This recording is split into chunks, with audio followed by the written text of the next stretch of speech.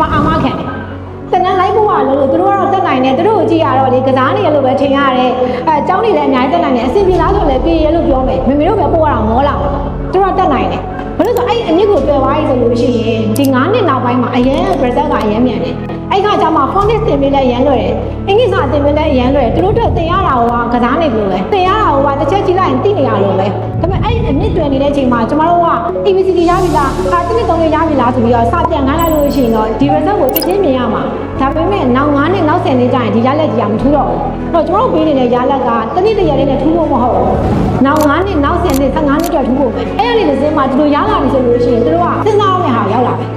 ဘယ်ချိန်စဉ်းစားလာမလို့ပြောသိလိုက်မယ်တို့မိမိတို့ကြမ်းကြမ်းမမ်းမမ်းတွေရှောက်မေးပြီဟိုအောင်ဖြစ်နိုင်လားဒီအောင်ဖြစ်နိုင်လားဆိုတော့ကြရင်မေးကျွန်တော်ငငယ်တော့မမေးရတဲ့ဟာတွေတို့မေးပြီးစဉ်းစားပြီအဲ့တော့တို့စဉ်းစားရဆိုလို့ရှိရင် AI ကိုရှောက်မေးလို့ရတယ် AI အုံနောက်ကြီးရှိတဲ့အချိန်မှာတို့ကြမ်းကြမ်းမမ်းမမ်းကုန်မေးတို့ကုန်တင်ပြီးသားပြောပါတယ်ဘာလို့ကျွန်တော်အရင်တော့အဲ့လိုကြမ်းကြမ်းမမ်းမမ်းမေးချင်ဘယ်သူ့အသားမေးရမှန်းမသိဘူးဆီယမောက်သားမေးဘူးကြောင်ကြောင်နေနေလို့ပြောမှာဟုတ်လားမသိဘူးအမေရှောက်မေးလည်းအလုံးချုပ်ပါတယ်ဒီမှာဘာမေးမှမသိဘူးစားဖြစ်တယ်အခုတို့ကစဉ်းစားတတ်ပြီဆိုရင်တို့အကုန်လုံးမေးလို့ရနေပြီ